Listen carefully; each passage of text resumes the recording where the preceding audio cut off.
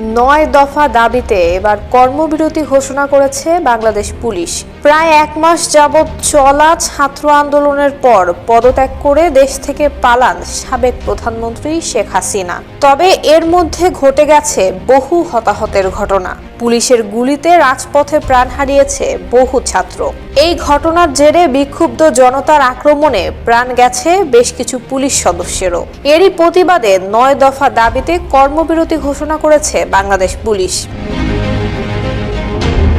পুলিশের 9 দফা দাবিগুলো হলো: সকল পুলিশ হত্যার দৃষ্টান্তমূলক শাস্তি নিশ্চিত করা, নিহত পরিবারের ক্ষতিপূরণ সহ সেই পরিবারের ন্যূনতম একজন সদস্যকে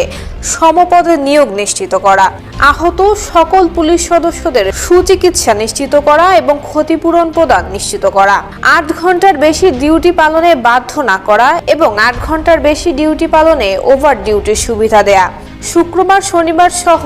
সকল সরকারি ছুটি ভোগের সুযোগ প্রদান, দেশের স্বার্থে জনগণের স্বার্থে ছুটি কাটাতে না পারলে অতিরিক্ত কর্মদিবস হিসেবে আর্থিক বিষয় অন্তর্ভুক্ত করা,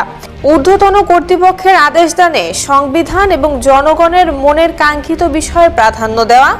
পুলিশকে রাজনীতিমুক্ত রেখে নিরপেক্ষতার সাথে কাজ করার সুযোগ নিশ্চিত করা, পুলিশ হেডকোয়ার্টার থেকে শুরু করে সকল metropolitan police office, police lines, police হাসপাতাল, থানা, পুলিশ ফাঁড়ি, ক্যাম্পের নিরাপত্তা বেষ্টনী জোরদার করে নিরাপদ কর্মস্থল নিশ্চিত করা, যথাসময়ে সকল পদে পদোন্নতির যথাযথ পদক্ষেপ গ্রহণ করে বৈষম্য দূর করা এবং বদলির আদেশ দানে নিজ জেলার নিকটবর্তী জেলার প্রাধান্য নিশ্চিত করা, বাংলাদেশ পুলিশ বাহিনীর মর্যাদা রক্ষায় পুলিশ সংস্কার আইন প্রণয়ন করা, যেন বাংলাদেশি পুলিশ বাহিনীর সদস্যরা দ্রুততম সময়ে যে কোনো সিদ্ধান্ত গ্রহণ করতে পারে।